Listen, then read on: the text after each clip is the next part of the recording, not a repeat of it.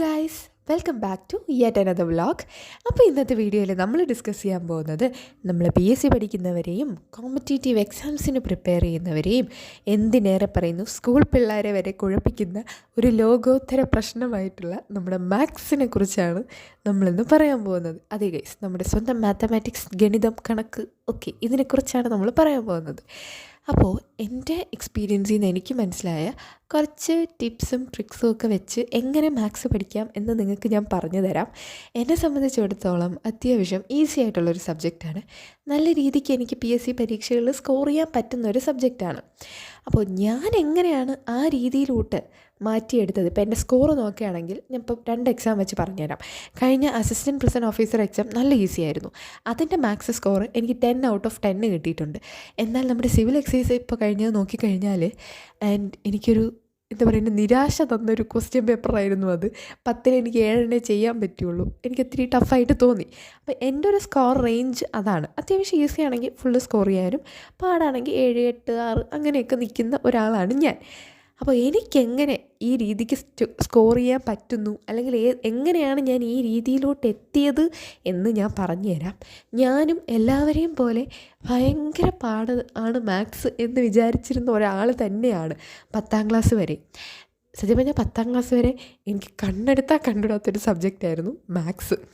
അത് കഴിഞ്ഞ് എപ്പോഴും എല്ലാവരും പറയാറില്ലേ, നമ്മൾ മാത്സിനെ ഇഷ്ടപ്പെട്ട് പഠിക്കണമെന്ന്.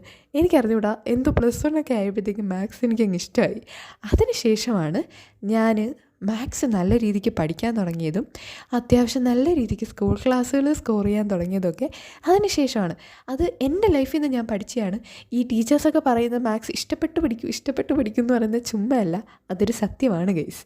അപ്പോൾ നമുക്ക് നമ്മുടെ കാര്യത്തിലോട്ട് വരാം. ഞാൻ പറഞ്ഞ് കാട് കയറി പോകും ഗൈസ്, എനിക്ക് അങ്ങനത്തെ പ്രശ്നമൊക്കെ ഉണ്ട്. ഓക്കെ, നമുക്ക് നമ്മുടെ കാര്യത്തിലോട്ട് വരാം. അപ്പോൾ നമ്മുടെ PSC പരീക്ഷകളിൽ നോക്കുകയാണെങ്കിൽ 20 മാർക്കിന് നോർമൽ എക്സാമുകൾക്കും സ്പെഷ്യൽ ടോപ്പിക്ക് വരുന്ന എക്സാമുകൾക്കാണെങ്കിൽ 10 മാർക്കിനുമാണ് നമ്മുടെ മാത്സും മെൻ്റൽ എബിലിറ്റിയും ചോദിക്കാറ്. രണ്ടും കൂടി ഒരു 25 ടോപ്പിക്ക് വരുമെന്നാണ് എനിക്ക് തോന്നുന്നത്. 25 ടോപ്പിക്ക്. ലഘുഗണിതത്തിൽ 12, മറ്റതിൽ 13 അങ്ങനെയാണ്. പിന്നെ ഈ മെൻ്റൽ എബിലിറ്റി തന്നെ നമ്മുടെ കാലണ്ടർ, ക്ലോക്ക്, പിന്നെ മാത്സിലെ സിമ്പിൾസ് വെച്ചിട്ടുള്ള പ്രോബ്ലംസ്, അതൊക്കെ അതിലാണ് വരുന്നത്. അങ്ങനെ നോക്കുകയാണെങ്കിൽ മാത്സ് മാത്രമായിട്ട് എടുത്ത് പറയാനാണെങ്കിൽ ഒരു 10-15 ടോപ്പിക്സ് ഉണ്ടെന്ന് പറയാം. അല്ലാതെ ബാക്കി ഒരു 10 മെൻ്റൽ എബിലിറ്റി. എനിക്ക് തോന്നുന്നു മെൻ്റൽ എബിലിറ്റി അത്യാവശ്യം എല്ലാവർക്കും ചെയ്യാൻ പറ്റുന്നതാണ്. എങ്ങനെയെങ്കിലുമൊക്കെ നമ്മൾ ഒപ്പിച്ച് വെക്കും. പക്ഷേ ഈ മാത്സ് ഇതെങ്ങനെ പഠിക്കാം എന്നുള്ളതാണ് നമ്മുടെ മെയിൻ പോയിൻ്റ് ഓഫ് വ്യൂ. ഇന്നത്തെ മെയിൻ അജണ്ട ഇതെങ്ങനെ പഠിക്കാം എന്നുള്ളതാണ്. അപ്പോൾ ഗൈസ്, ഇതിൻ്റെ ടിപ്പ് നമ്പർ 1 എന്ന് പറയുന്നത്, നമുക്ക് തന്നിട്ടുള്ള സിലബസിലെ ഓരോ ടോപ്പിക്കും കൃത്യമായിട്ട് കോൺസെപ്റ്റ് മനസ്സിലാക്കി നല്ല രീതിക്ക് അടിപൊളിയായിട്ട് സെറ്റ് ചെയ്ത് പഠിച്ചു വയ്ക്കുക എന്നുള്ളതാണ്. അപ്പോൾ ചോദിക്കും, ഇതെങ്ങനെ പഠിക്കും? ഇപ്പോൾ എൻ്റെ വീഡിയോ കാണുന്നതിൽ സെൽഫ് സ്റ്റഡി ചെയ്യുന്നവരുണ്ടാവും, ചിലപ്പോൾ കോച്ചിങ്ങിന് പോകുന്നവരുണ്ടാവും. എങ്ങനെയായാലും ഇപ്പോൾ ഇനി കോച്ചിങ്ങിന് പോകുന്നവരാണെങ്കിൽ നിങ്ങൾക്ക് ക്ലാസ് കിട്ടുമല്ലോ. ആ ടോപ്പിക്കിൻ്റെ ക്ലാസ് കിട്ടുമ്പോൾ, ഇപ്പോൾ ഇന്ന് നിങ്ങൾക്ക് ആവറേജിൻ്റെ ക്ലാസ് കിട്ടി എന്ന് വയ്ക്കുക. ആ ആവറേജ് നല്ല രീതിക്ക് ഇന്ന് തന്നെ, അല്ലെങ്കിൽ ഒരു 2 ദിവസത്തിനുള്ളിൽ, അതിൽ കൂടുതൽ വയ്ക്കരുത്, അതിനുള്ളിൽ നല്ല രീതിക്ക് പഠിച്ച് അടിപൊളിയാക്കി സെറ്റാക്കി വയ്ക്കുക. അതിൽ പിന്നെ നിങ്ങൾക്ക് ഒരു ഡൗട്ടും വരരുത്. അത് കഴിഞ്ഞ് നിങ്ങൾ റിവൈസും കൂടി ചെയ്തുകൊണ്ടിരിക്കുക. ക്വസ്റ്റ്യൻസ് വർക്കൗട്ട് ചെയ്താൽ മതി. അപ്പോഴത്തേക്കും അതും കൂടി അതിൻ്റെ കൂടെ അങ്ങ് നടന്നു വെക്കോളും. അതാണ് നമ്മൾ കോച്ചിങ്ങിന് പോകുന്നവരാണെങ്കിൽ ചെയ്യേണ്ട കാര്യം. ക്ലാസ്സിൽ പഠിപ്പിക്കുന്നത് കൃത്യമായിട്ട് പഠിക്കുക. അതിൽ തരുന്ന ക്വസ്റ്റ്യൻസ് നന്നായിട്ട് ചെയ്യുക, വേറെ ക്വസ്റ്റ്യൻസ് വർക്കൗട്ട് ചെയ്യുക. ഇതാണ് അവർക്ക് പറ്റിയ രീതി. ഇനി നമ്മുടെ സെൽഫ് സ്റ്റഡി ചെയ്യുന്നവരാണെങ്കിൽ ഇവർക്ക് എന്ത് ചെയ്യാം എന്ന് ചോദിച്ചു കഴിഞ്ഞാൽ, സെൽഫ് സ്റ്റഡി ചെയ്യുന്നവർക്ക് ഒരൊറ്റ മാർഗ്ഗമേ ഉള്ളൂ. നമ്മൾ യൂട്യൂബിൽ നമുക്ക് പറയാൻ പറ്റും. നമ്മുടെ യൂട്യൂബിൽ തന്നെ നല്ല മാത്സ് ക്ലാസ്സസ് തരുന്നുണ്ട്. പേഴ്സണലി ഞാൻ PSCയുടെ മാത്സ് പഠിച്ചു തുടങ്ങിയപ്പോൾ എന്നെ ഭയങ്കരമായിട്ട് ഹെൽപ്പ് ചെയ്ത ഒരൊറ്റ ചാനലേ ഉള്ളൂ. എല്ലാ ടോപ്പിക്കിൻ്റെയും എന്താ പറയുക, നല്ല അടിപൊളി ക്ലാസ്സസ് നമുക്ക് പ്രൊവൈഡ് ചെയ്യുന്ന യൂട്യൂബിൽ എനിക്ക് പേഴ്സണലി ഭയങ്കര ഇഷ്ടമുള്ളൊരു ചാനലാണ് നമ്മുടെ ട്രിക്ക് ടേൺ എന്ന് പറയുന്ന നമ്മുടെ ജെറിൻ സാറിൻ്റെ ക്ലാസ്സസ്. പറയാലോ ഗൈസ്, ഒരു ടോപ്പിക്കിൻ്റെ A to Z കാര്യങ്ങൾ സാറ് അടിപൊളിയായിട്ട് പറഞ്ഞുതരും. ബേസ് മുതൽ അങ്ങേയറ്റം വരെയുള്ള സാധനങ്ങൾ നല്ല നീറ്റായിട്ട് നമുക്ക് പറഞ്ഞുതരും. സാറിൻ്റെ ക്ലാസ്സസ് അത്യാവശ്യം ലോങ് ആണ്. പക്ഷെ ഞാൻ പറയാം, നമ്മൾ ആ ക്ലാസ് 1 മണിക്കൂറെങ്കിൽ 1 മണിക്കൂർ ഇരുന്ന് കാണുന്നുണ്ടെങ്കിൽ അത് വേർത്തായിരിക്കും. നല്ല രീതിക്ക് നമുക്ക് കോൺസെപ്റ്റ് മനസ്സിലാക്കി. പേഴ്സണലി എനിക്ക് ഒരുപാട് ഇഷ്ടമുള്ള ക്ലാസ്സാണ്. എന്നെ മാത്സിൽ ഒരുപാട് ഹെൽപ്പ് ചെയ്തിട്ടുള്ളത് സാറിൻ്റെ ക്ലാസ്സുകളാണ്. അപ്പോൾ ഞാൻ പറഞ്ഞ ടിപ്പ് നമ്പർ 1 മറക്കണ്ട, നല്ല രീതിക്ക് കോൺസെപ്റ്റ് ക്ലിയറായിട്ട് ഓരോ ടോപ്പിക്കും പഠിക്കുക. ഇനി ടിപ്പ് നമ്പർ 2, നമ്മൾ മാത്സ് ക്ലാസ് കണ്ട് നമ്മൾ അതിൻ്റെ കൂടെ എഴുതുമല്ലോ. ഇപ്പോൾ ഒരു ഫോർമുല എഴുതും, അത് ചെയ്യും, ഇങ്ങനെ ചെയ്യും എന്നൊക്കെ എഴുതി പോവും. ഒരു ക്വസ്റ്റ്യൻ ചെയ്യുമ്പോൾ മാത്സ് അത്യാവശ്യം പാടാണ്, പിന്നീട് എടുത്ത് നോക്കുമ്പോൾ ഒന്നും ഓർമ്മ വരില്ല എന്നുള്ളവരാണെങ്കിൽ ആ ക്വസ്റ്റ്യൻ എങ്ങനെ ചെയ്തു എന്നുള്ളത് നിങ്ങളുടെ ആ ഒരു ക്വസ്റ്റ്യൻ്റെ അപ്പുറത്തോ അല്ലെങ്കിൽ ആ ഒരു ടോപ്പിക്കിൻ്റെ അവിടെ എവിടെയെങ്കിലുമൊക്കെ ഒന്ന് അതിനടുത്തായിട്ട് ഇങ്ങനെ ഓരോ സ്റ്റെപ്പ് ബൈ സ്റ്റെപ്പ് ഒന്ന് എഴുതി വെച്ചിരിക്കുക. നിങ്ങൾക്കറിയാമെന്നുള്ള ഭാഷയിൽ, ഇംഗ്ലീഷിലോ മലയാളത്തിലോ ഹിന്ദിയിലോ ഉറുദുവിലോ ഏത് ഭാഷയിലോ നിങ്ങൾക്ക് പെട്ടെന്ന് ക്ലിക്കാവുന്ന ഒരു ഇതിൽ ജസ്റ്റ് ഒന്ന് എഴുതി വയ്ക്കുക. ഫസ്റ്റ് സ്റ്റെപ്പ് ഇങ്ങനെ ചെയ്യണം, ഇത് കുറയ്ക്കണം, ഇത് കൂട്ടണം, അതെടുത്ത് സ്ക്വയർ ചെയ്യണം, അങ്ങനെ ചെയ്യണം, ഇങ്ങനെ ചെയ്യണം എന്നൊക്കെ പറഞ്ഞ് ഒന്ന് എഴുതി വയ്ക്കുക. കാരണം നമ്മൾ മനുഷ്യരാണ്, ആരും എല്ലാം എല്ലാ സമയത്തും ഓർത്തിരിക്കില്ല. അതുകൊണ്ട് പിന്നീട് ഒരു ദിവസം എടുത്ത് നോക്കുമ്പോൾ ഇതിവിടുന്ന് എവിടെ വന്നു, എങ്ങനെ വന്നു എന്ന് നമുക്ക് ചോദിക്കേണ്ടി വരരുത്. നമ്മൾ എന്ത് ചെയ്യണം, അത് കാണുമ്പോഴത്തേക്കും ഓക്കെ, വായിക്കുമ്പോഴത്തേക്കും ആ സ്റ്റെപ്സ് കാണുമ്പോഴത്തേക്കും നമ്മൾ ഓർത്തിരിക്കും. അതുപോലെ ആ സ്റ്റെപ്സ് അങ്ങനെ നമ്മൾ എഴുതുന്നതിൻ്റെ ഒരു ഗുണം കൂടെ എന്ന് പറഞ്ഞു കഴിഞ്ഞാൽ നമ്മൾ ആ സാധനം പക്കയായിട്ട് നമ്മുടെ മൈൻഡിലങ്ങ് ഉറയ്ക്കും. ഒരു 2-3 പ്രാവശ്യം റിവിഷനും കൂടെ ആകുമ്പോഴത്തേക്കും ജന്മകാലത്ത് പിന്നെ നമ്മൾ മറക്കില്ല.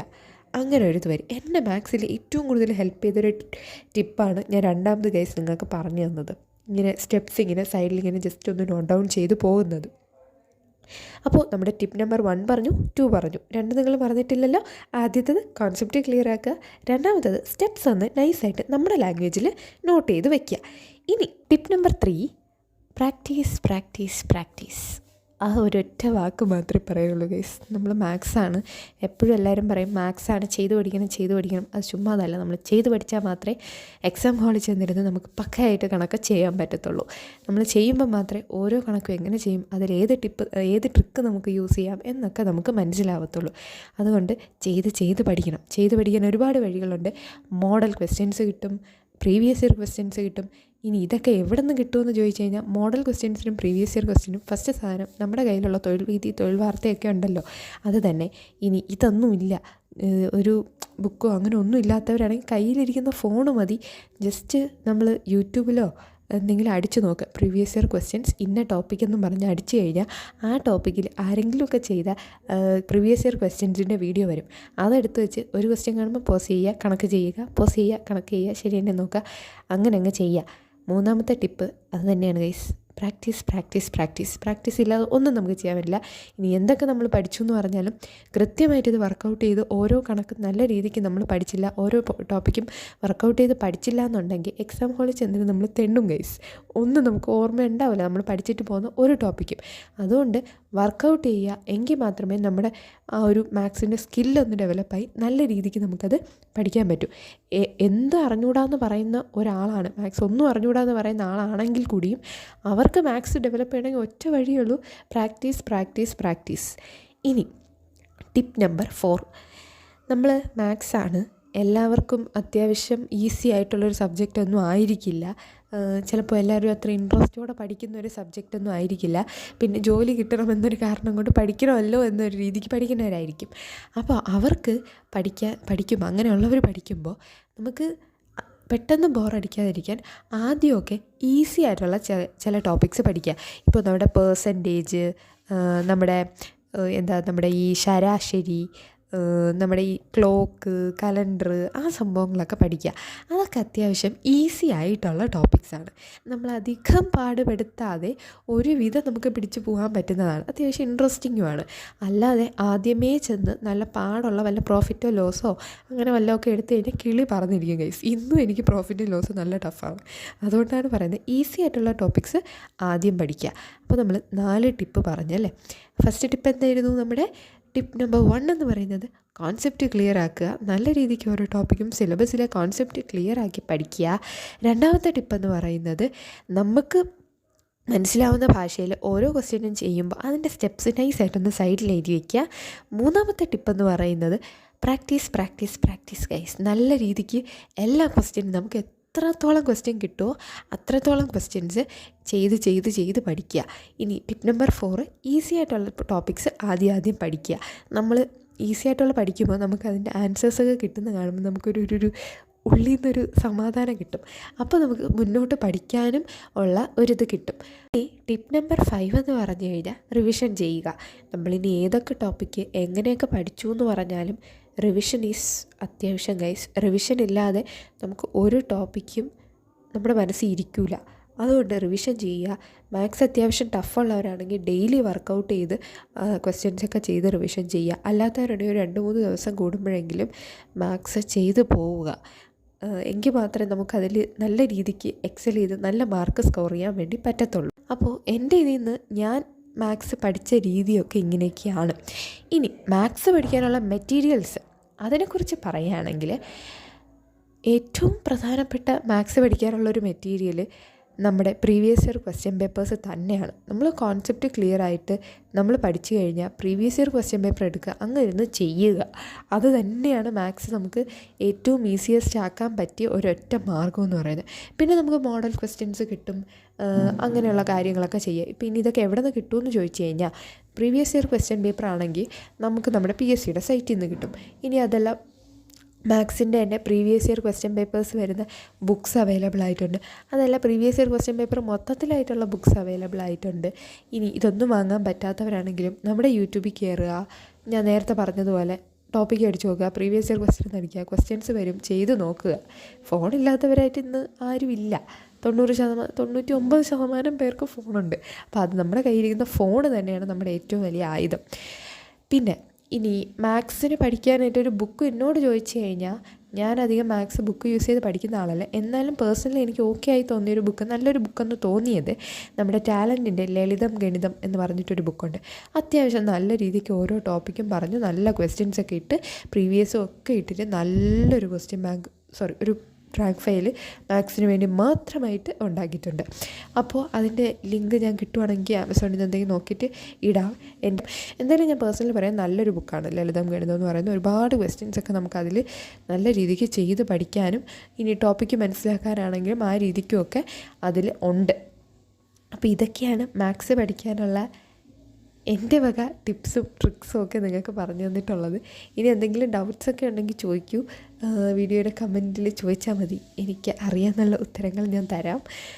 അപ്പോൾ എല്ലാവരും നല്ലപോലെ പഠിക്കൂ, എല്ലാവർക്കും ജോലി കിട്ടട്ടെ എത്രയും പെട്ടെന്ന്. മാത്സിന് എല്ലാവർക്കും 10-ൽ 10 സ്കോർ ചെയ്യാൻ പറ്റില്ല, 20-ൽ 20 സ്കോർ ചെയ്യാൻ പറ്റട്ടെ എന്ന് എല്ലാവരെയും ആശംസിക്കുന്നു.